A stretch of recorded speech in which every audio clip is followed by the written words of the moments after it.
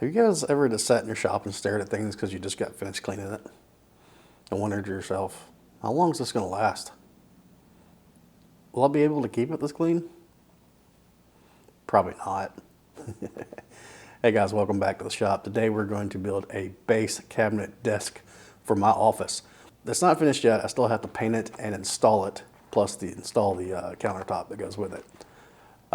This is going to be a two-part series, so I hope you enjoy. Yep.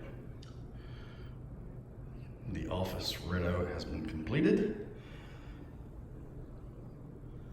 And it's time to start building a new desk. Yeah.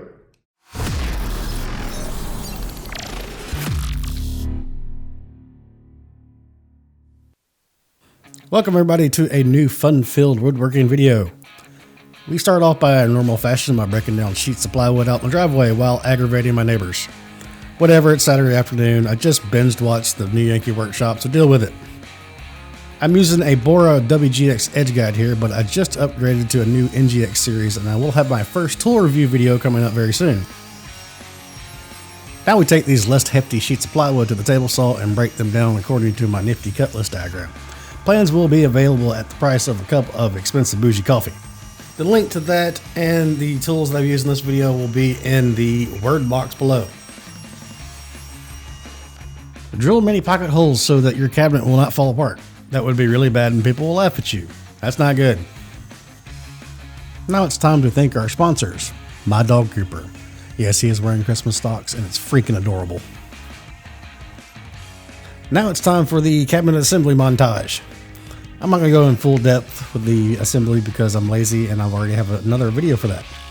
Click the magical card thingy that just popped up in the corner to see that video. It's one of my least popular videos, so enjoy.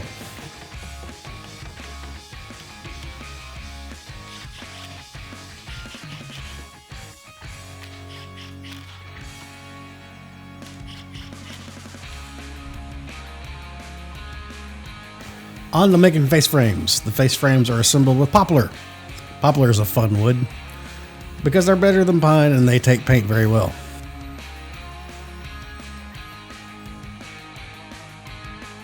Now we're going to drill some more pocket holes into the face frames because that's what all the cool kids are doing now.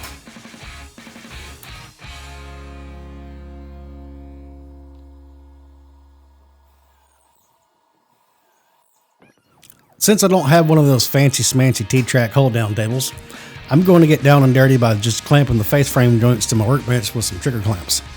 And since I don't do math, I'm going to go ahead and use spacers to space out the rails of the face frames. Nice and even. Yeah, baby.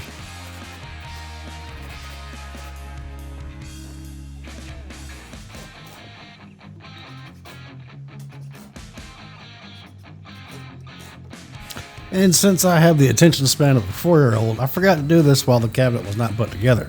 So I'm going to take the pocket hole jig to the cabinet and drill some holes to attach the face frames.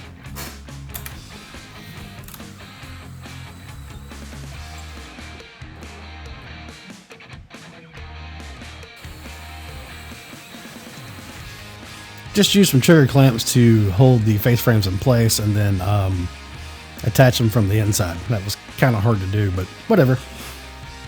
Now I'm going to glue and tack in some runners for the drawer slides. If anybody ever tells you brad nails are stronger than crown staples, you need to reevaluate your association with that person. Now on to installing drawer slides, my favorite. I use a Kreg drawer slide jig and a clamp to get the slides nice and level and even. Make sure you set the slides back a 1/16 of an inch from the front. This will give your drawers a bit of a resistance and make the slides snap into place when closing the drawer. It's just better. Just do it. You'll thank yourself later. If you noticed, this jig raises the slide 1/4 of an inch above the face frame. Take that into consideration when cutting the runners. If you noticed in the last scene, I goofed up one of the placements of the runners and there's an extra runner in between. You just went back and looked, didn't you? Alright, time to rip down some more poplar. These poplars are going to be used for the drawer fronts. This is a cope and stick bit. This thing is incredibly frustrating and incredibly satisfying when you get it dialed in correctly. Now we're going to rip down some 1/2 inch plywood for the middle of the drawer fronts. And now I'm going to use an obnoxiously large piece of laminated plywood as a sacrificial fence held down by tiny trigger clamps. They're so cute, aren't they? Pro-ish tip.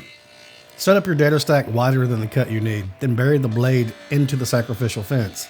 Then micro adjust the fence to the correct width you need to cut the dado. Hey look Ryan, the hose is connected. I want to give a shout out to Mike at Clean Spore Woodworking Shop for sending me this super sweet Festool sanding disc sampler pack. Wow, that was a tongue twister. I sanded all the parts to 220 grit. Here's a quick look of how the drawer fronts are going to go together. I'm going to glue in the ends of the rails to the stiles, and the center panel will be floating. I'm using Titebond 2 here on all the ends of the rails. I did not use Titebond 3 because I could not find it. It was somewhere lost in my shop. I eventually found it. It was under my workbench. But yeah, whatever. Titebond 2 will work just as good. Make sure you have a wet rag available so you can clean out all that gnarly glue squeeze out. After you finish cleaning up the squeeze out, go ahead and put them in 2 parallel clamps. You can get about 3 drawer fronts into each one. I'm going to use a makeshift storyboard to drill in the holes for the handles. Now it's time to terrorize the neighbors again.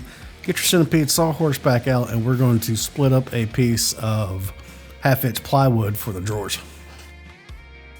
As a reminder, I do have a new tool review video series coming out, so go ahead and subscribe and make sure you get the notifications for that video. Now we're going to take that sheet of plywood to the table saw and batch out our drawer parts. There are 3 different size drawers in this project, so batch out each drawer according to size to keep all your parts organized.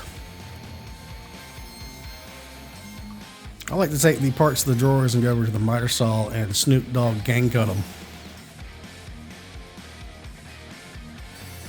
And as per usual, I'm using the Locker Rabbit drawer construction style. I've done this many times in many videos. Basically, you cut rabbits in the fronts and then you cut dados in the sides. The plans have complete details on how to do this.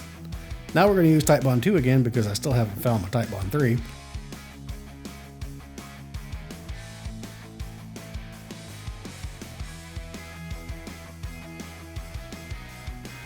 You remember what I said about crown staples?